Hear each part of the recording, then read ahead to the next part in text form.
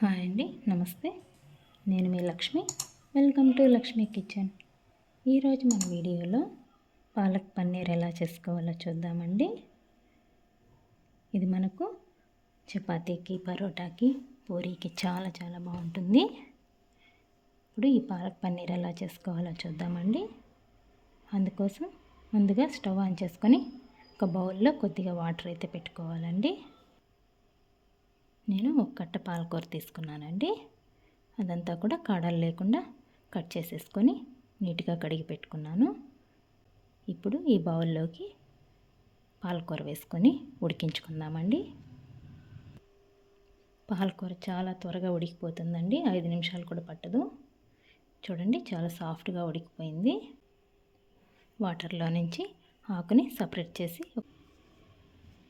ఒక ప్లేట్లోకి తీసుకొని చల్లారబెట్టేసుకుందామండి.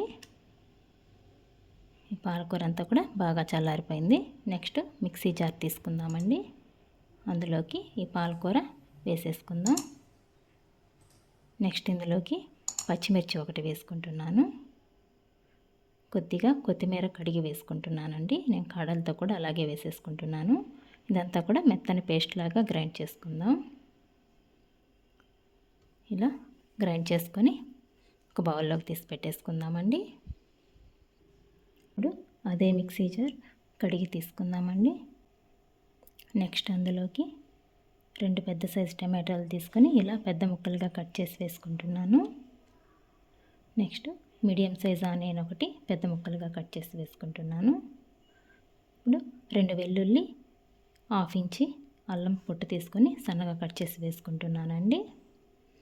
ఒక 10 జీడిపప్పు పలుకులు నేను ముందుగానే నానబెట్టి పెట్టుకున్నాను, అవి వేసేసుకుందామండి. కొద్దిగా వాటర్ వేసుకొని మెత్తని పేస్ట్ లాగా గ్రైండ్ చేసుకుందాం. చూడండి, మీకు వీడియోలో చూపిస్తున్న విధంగా ఇలా సాఫ్ట్గా అయితే గ్రైండ్ చేసుకొని పక్కన పెట్టేసుకుందామండి. ఇప్పుడు స్టవ్ ఆన్ చేసుకొని కడాయి పెట్టుకుందామండి. కడాయిలోకి కొద్దిగా బటర్ వేసుకుందాం. మీకు బటర్ ఇష్టం లేకపోయినా, మీ దగ్గర బటర్ లేకపోయినా స్కిప్ చేయొచ్చండి. నెక్స్ట్ ఇందులోకి ఒక 5 టేబుల్ స్పూన్ ఆయిల్ వేసుకుందాం. ఆయిల్ బాగా హీట్ అయిన తర్వాత నెక్స్ట్ ఇందులోకి 2 యాలకులు, 2 చెక్క, 2 లవంగాలు, బిర్యానీ ఆకు 2 వేసుకుంటున్నానండి. నెక్స్ట్ ఇందులోకి పెద్ద సైజు ఆనియన్ ఒకటి సన్న ముక్కలుగా కట్ చేసి వేసుకుంటున్నాను. 2 పచ్చిమిర్చి పొడవుగా కట్ చేసి వేసుకుంటున్నానండి. ఆనియన్ కొద్దిగా మగ్గేంత వరకు ఫ్రై చేసుకోవాలండి. ఇలా ఫ్రై అయితే సరిపోతుందండి. ఇప్పుడు మనం గ్రైండ్ చేసి పెట్టుకున్న మసాలా పేస్ట్ అంతా కూడా వేసేసుకుందాం. ఇదంతా కూడా పచ్చివాసన పోయే వరకు ఫ్రై చేసుకోవాలి.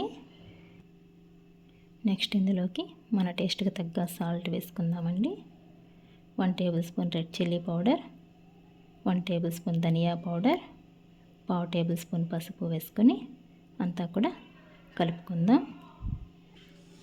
నెక్స్ట్ ఇందులోకి మనం గ్రైండ్ చేసి పెట్టుకున్న పాలకూర పేస్ట్ అయితే వేసేసుకుందామండి. ఇదంతా కూడా పచ్చివాసన పోయే వరకు బాగా ఫ్రై చేసుకోవాలి. చూడండి, ఇలా ప్యాన్కి అంతా కూడా సపరేట్ అయిపోతుంది కదా, మనకు ఆయిల్ కూడా సైడ్లలో రిలీజ్ అవుతుంది. ఇలా ఉంటే మనకు అంతా కూడా ఫ్రై అయిపోయిందండి. నెక్స్ట్ ఇందులోకి 1 కప్పు వాటర్ వేసుకుందాం. అంతా కలుపుకొని ఇలా కూర అంతా కూడా బాగా ఉడుకుతుంది కదా. ఇప్పుడు ఒకసారి టేస్ట్ చెక్ చేసుకుందామండి. నాకైతే కొద్దిగా సాల్ట్ తగ్గింది, నేను యాడ్ చేసుకుంటున్నానండి. నెక్స్ట్ ఇందులోకి 1/2 టేబుల్ స్పూన్ షుగర్ వేసుకుందాం. అంతా కూడా మళ్ళీ ఒకసారి బాగా కలుపుకుందామండి. అంతా కూడా మళ్ళీ ఒకసారి బాగా కలుపుకుందాము. నెక్స్ట్ ఇందులోకి పన్నీర్ తీసుకుందామండి. నేను హోమ్మేడ్ పన్నీర్ వాడుతున్నానండి. మీరు కనుక బయట కొన్నదైతే ఒకసారి వాటర్ వేసి వాష్ చేసుకొని వేసుకోండి. ఇలా మీడియం సైజ్ ముక్కలుగా కట్ చేసుకొని వేసుకుంటున్నాను. ఇదంతా కూడా బాగా కలుపుకొని ఇప్పుడు క్లోజ్ చేసుకొని ఒక 2 మినిట్స్ కుక్ చేసుకుందామండి. చూడండి, ఆయిల్ అంతా కూడా పైనే సైడ్లలో బాగా రిలీజ్ అవుతుంది. ఇలా గ్రేవీ అంతా కూడా బాగా దగ్గర పడింది కదా. నెక్స్ట్ ఇందులోకి సన్నగా కట్ చేసి పెట్టుకున్న కొత్తిమీర కొద్దిగా వేసుకుందామండి. ఇదంతా కూడా మళ్ళీ ఒకసారి కలుపుకుందాం. ఇప్పుడు మనం మరో స్టవ్ మీద మరో కడాయి పెట్టుకుందామండి. అందులోకి 1 టేబుల్ స్పూన్ నెయ్యి వేసుకుందాం. నెయ్యి బాగా హీట్ అయిన తర్వాత నెక్స్ట్ అందులోకి ఒక 6-7 జీడిపప్పు పలుకులు చీల్చి వేసుకుని ఫ్రై చేసుకుందామండి. నెక్స్ట్ ఇందులోకి 1/2 table spoon red chilli powder వేసుకొని స్టవ్ ఆఫ్ చేసేసుకుందామండి. సూపర్ టేస్టీ అయిన పాలక్ పన్నీర్ రెడీ అయిపోయిందండి.